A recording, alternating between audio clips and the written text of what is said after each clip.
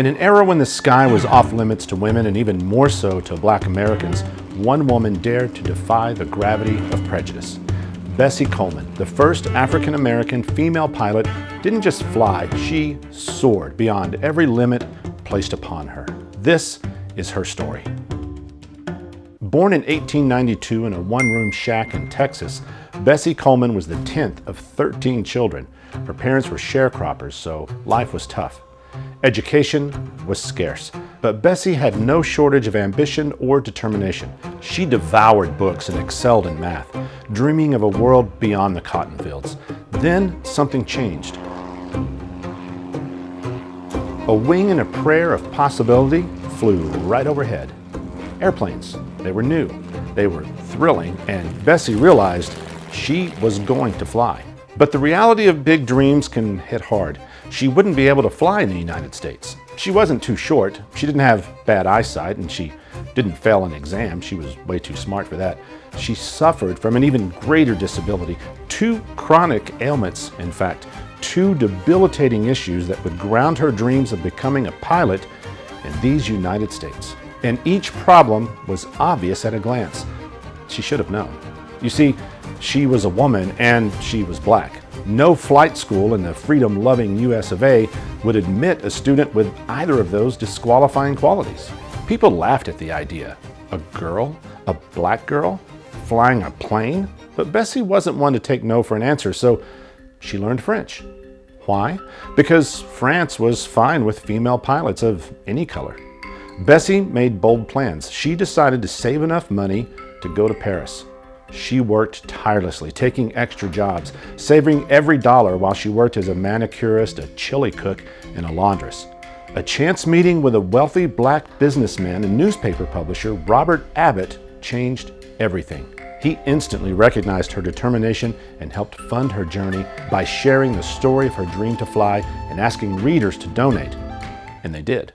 In 1920, she arrived in France and enrolled in the prestigious Caldron Brothers School of Aviation. Bessie's aviation training in Paris was rigorous and demanding. She enrolled in one of the toughest, most well-respected flight schools in Le Croix, France. This school had trained many World War I pilots, and its curriculum was known to be physically and mentally intense. Bessie trained on a Newport 82, a French biplane that was considered very difficult to handle. These planes had sensitive controls and required careful maneuvering. She learned takeoffs, landings, banking, turning, engine maintenance, and emergency responses such as stalling and recovering from spins. These open cockpit aircrafts were primitive by today's standards, and the lack of safety equipment made flying extremely dangerous. In fact, she witnessed multiple accidents as aviation was still in the early hazardous stages. One of her classmates died in a crash during her time there, underscoring the dangers of her training as well as her own determination.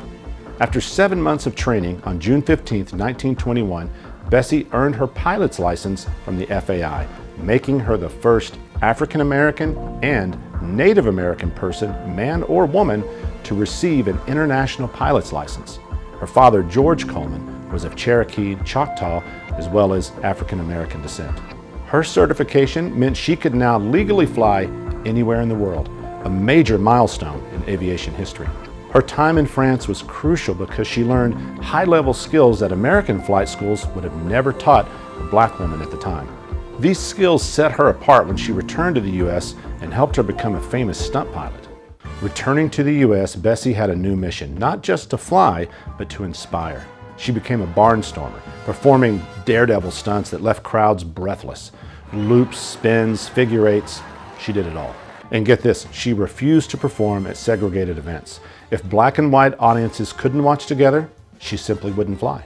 She was breaking way more than aviation barriers, she was challenging social norms. In 1926, while preparing for a show, Bessie and her flight mechanic and publicity agent, William Willis, were preparing for a parachute jump that Bessie would perform while Willis flew the plane. They were flying at 3,000 feet, scouting for a safe place to jump. Willis was the pilot, while Bessie scoured the ground for a potential landing spot. In order to see below her, Bessie had unfastened her seatbelt to lean further over the edge of the plane, a World War I biplane, a Curtiss Jenny. The plane malfunctioned and went into a dive and spin. Bessie was thrown from the cockpit at 2,000 feet and lost her life at just 34 years old. Willis also died when the plane crashed into the ground. But Bessie's dream didn't die with her. She inspired generations of black aviators, including the famous, often celebrated, and highly decorated Tuskegee Airmen. Schools, scholarships, and even NASA astronauts have honored her legacy. Because of Bessie Coleman, the sky isn't just a limit, it's a calling. Bessie Coleman's life was a profile of courage and is an ongoing inspiration for what, no doubt, will be many generations to come. She refused to accept the standards of her day and fought for the right to determine her own path. If you enjoy true stories of adventure, innovation, and inspiration, subscribe if that's your jam. Thanks for watching. McNutt out.